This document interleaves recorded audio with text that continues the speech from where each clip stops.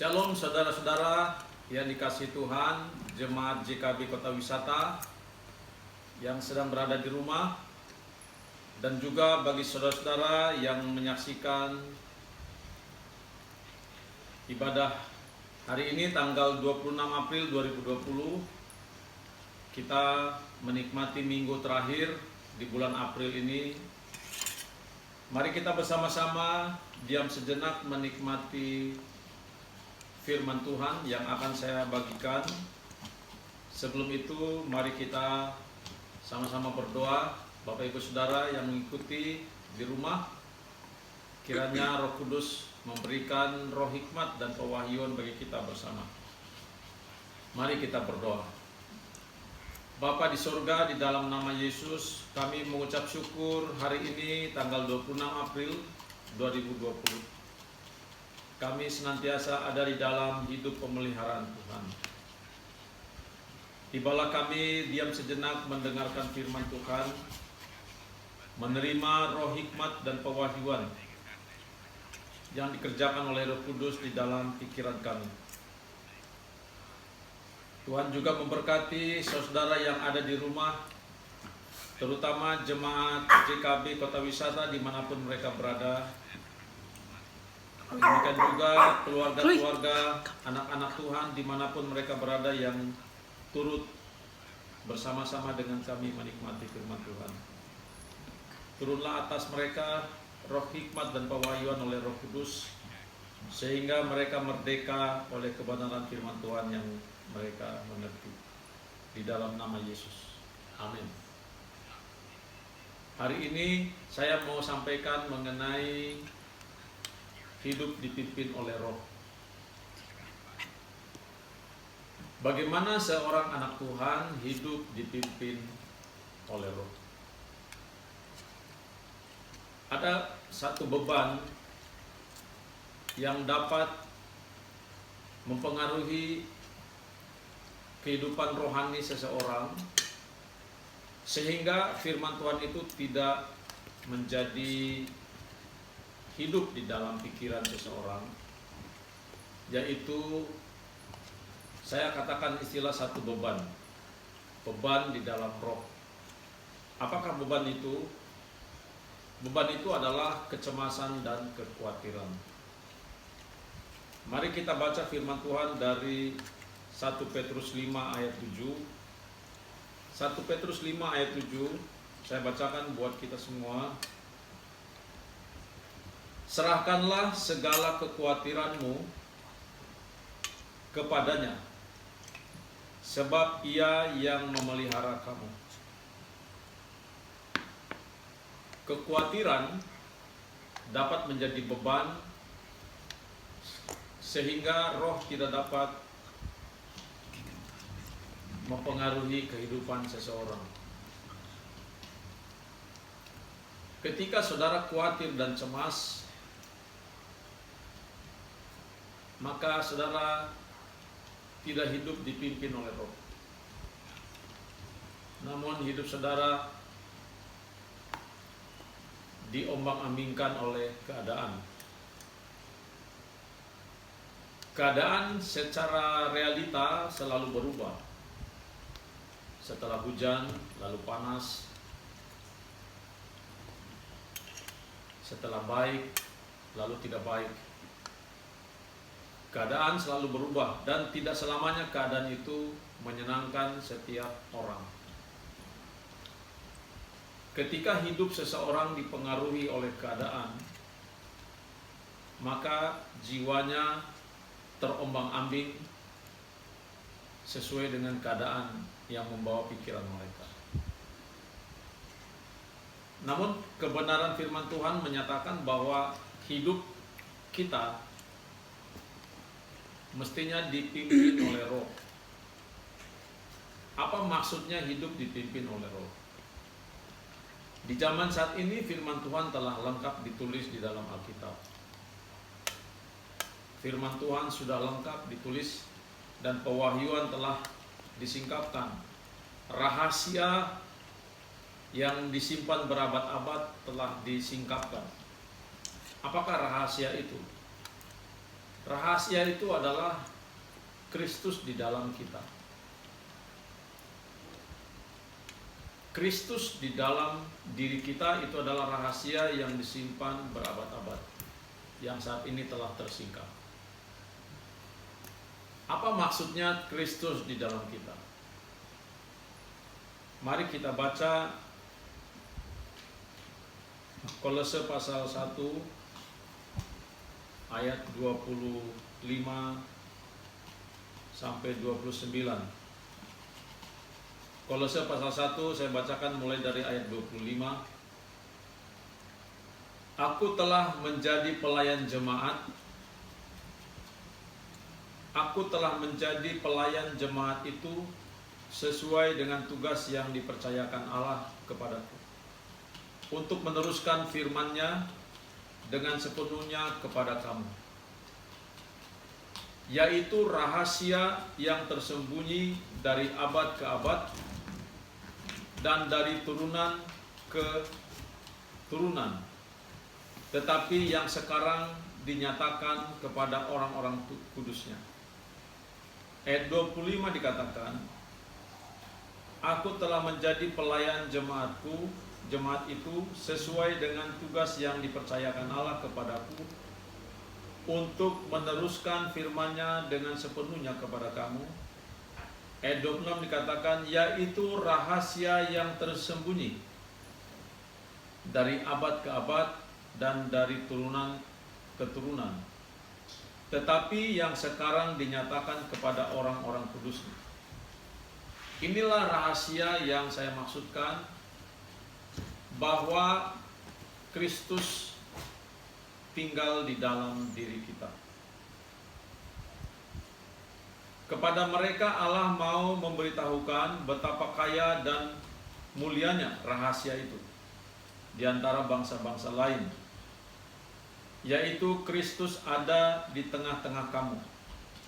Sebetulnya bahasa Inggrisnya dikatakan which is Christ in you. Bahasa Indonesianya diterjemahkan Kristus ada di tengah-tengah kamu. Tapi yang lebih tepat adalah Christ in you. Kristus di dalam kamu, yang adalah pengharapan akan kemuliaan. Dialah yang kami beritakan apabila tiap-tiap orang kami nasihati dan tiap-tiap orang kami ajari dalam segala hikmat, untuk memimpin tiap-tiap orang kepada kesempurnaan dalam Kristus. Itulah yang kuusahakan dan kupergumulkan dengan segala tenaga sesuai dengan kuasa-Nya yang bekerja dengan kuat di dalam aku. Tugas yang sama yang Paulus kerjakan juga saat ini saya kerjakan. Tugas pelayanan jemaat ini saya sampaikan kepada saudara-saudara, bahwa Kristus di dalam kita, Kristus di dalam diri saudara-saudara. Namun ada beban yang senantiasa dapat mempengaruhi kehidupan rohani seseorang menjadi tidak efektif. Ketika keadaan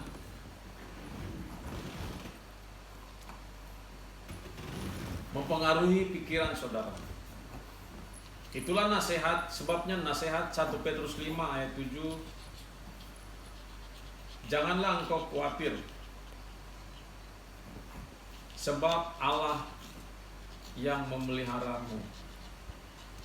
Janganlah engkau cemas, sebab Allah yang memeliharamu. Tidak mungkin firman Tuhan dapat bekerja efektif di dalam hidup seseorang kalau kecemasan atau kekhawatiran membebani pikiran kita. Bagian kita yang terutama adalah melepaskan kecemasan dan kekhawatiran, sehingga firman Tuhan yang kita terima di dalam jiwa kita, di dalam hati kita, berkuasa menyelamatkan jiwa kita. Saat ini saya mengerjakan apa yang Paulus kerjakan, yaitu pelayanan jemaat, menyampaikan, menyatakan dan mengingatkan saudara-saudara mengenai rahasia ini, supaya saudara diteguhkan di dalam iman, yaitu kebenaran bahwa Kristus sudah ada, diam dan tinggal di dalam hidup saudara. Inilah rahasia atau misteri yang disimpan berabad-abad namun telah tersingkap, dan saya mengingatkan saudara-saudara supaya saudara dapat memilih dengan benar, memutuskan dengan tepat untuk melepaskan kecemasan akan keadaan. Tuhan tidak berjanji mengangkat atau mengambil kita dari masalah, atau Tuhan tidak berjanji kita dipisahkan atau dijauhkan dari masalah.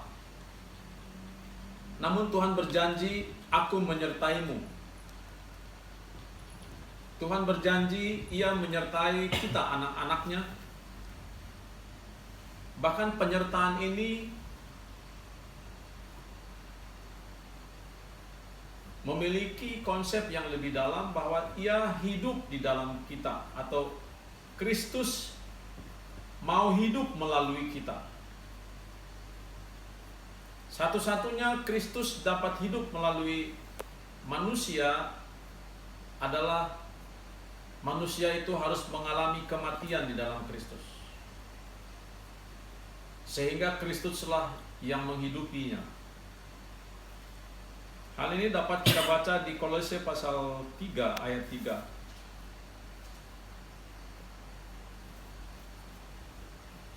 Sebab kamu telah mati, dan hidupmu tersembunyi bersama dengan Kristus di dalam Allah. Apa yang maksudnya yang dikatakan kamu telah mati? Manusia lama kita telah mati dan ditukar oleh roh yang hidup. Ini sama sekali adalah yang baru. Kita mengalami pengalaman kelahiran baru, kelahiran kembali. Kita adalah anak-anak Allah yang dilahirkan baru dari roh Allah. Ini rahasia yang disimpan berabad-abad, yang saat ini telah menjadi realitas secara rohani. Kristus bukan ingin mengubah perilaku kita manusia, namun Kristus ingin mengambil alih hidup kita sepenuhnya. Di saat yang berbahagia ini, saya menyampaikan firman Tuhan ini untuk meneguhkan saudara-saudara, supaya saudara memiliki iman yang berakar di dalam pengertian yang benar.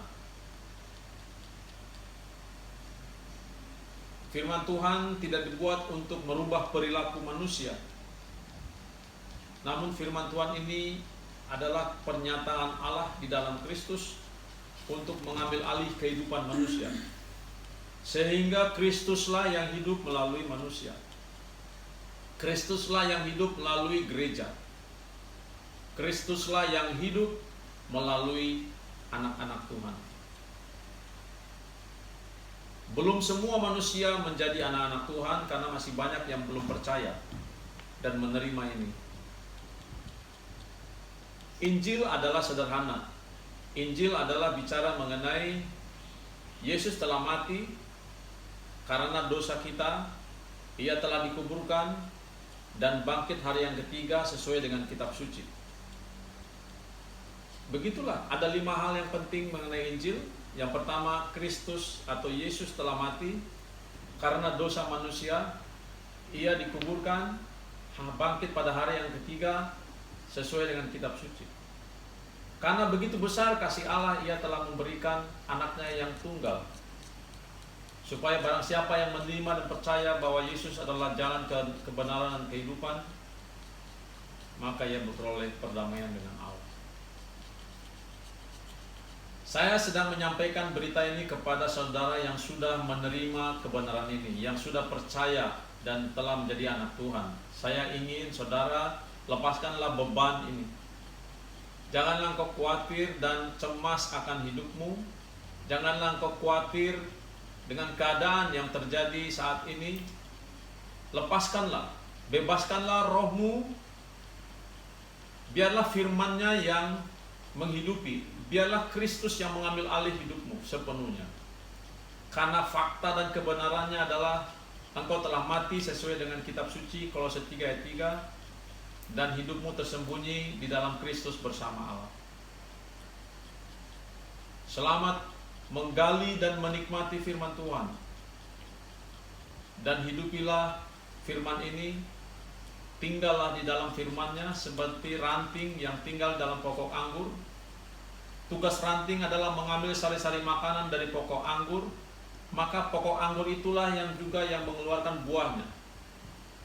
Buah itu bukan berasal dari ranting, tetapi kita sebagai ranting akan mengeluarkan buah, tetapi sumber nutrisi buah itu adalah dari pokok anggur. Demikianlah prinsip hidup kita, sederhana sekali. 1 Petrus 5 ayat 7, leave all your worries with him because he cares for you. Lepaskan semua kekhawatiran saudara karena Allah peduli kepadamu. Kita berdoa. Bapa, di dalam nama Yesus Kristus, saya sudah sampaikan firman Tuhan kepada semua jemaat JKB Kota Wisata yang tinggal di rumah, juga kepada saudara yang lain, dimanapun saudara yang menerima kebenaran firman Tuhan ini. Roh Kudus, tolong mereka untuk dapat mengerti konsep kebenaran ini, supaya beban mengenai kekhawatiran, kecemasan karena keadaan mereka lepaskan, sehingga roh mereka merdeka, roh mereka memiliki kebebasan, sehingga Kristus dapat sepenuhnya mengambil alih hidup jemaat-jemaat Tuhan, sehingga Kristus sepenuhnya mengambil alih melalui semua mereka anak-anak Tuhan, melalui kami semuanya sebagai gereja Tuhan, sebagai tubuh Kristus. Konsep ini telah Engkau nyatakan, singkapkan, rahasia ini, misteri ini telah Engkau singkapkan melalui Roh Kudus, yang telah disimpan berabad-abad, saat ini telah tersingkap. Tugas saya saat ini menyatakannya, menyampaikannya, mengingatkannya kepada semua.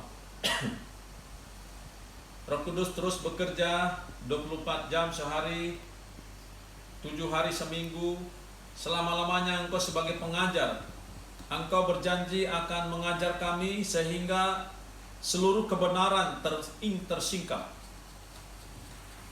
Biarlah kami semakin mengerti dan semakin mengenal pribadi Allah melalui Yesus Kristus. Saudara-saudara, dimanapun kau saudara berada, terimalah berkat dari Bapa di sorga. Kasih sayang Allah senantiasa ada di dalam hidupmu. Kiranya rohmu merdeka tanpa beban kecemasan dan kekhawatiran, dan engkau sepenuhnya dapat menikmati hidup, yaitu Kristus yang mengambil alih hidupmu, sehingga seluruh panca inderamu dikendalikan oleh roh, yaitu firman Tuhan yang kau simpan di dalam jiwamu.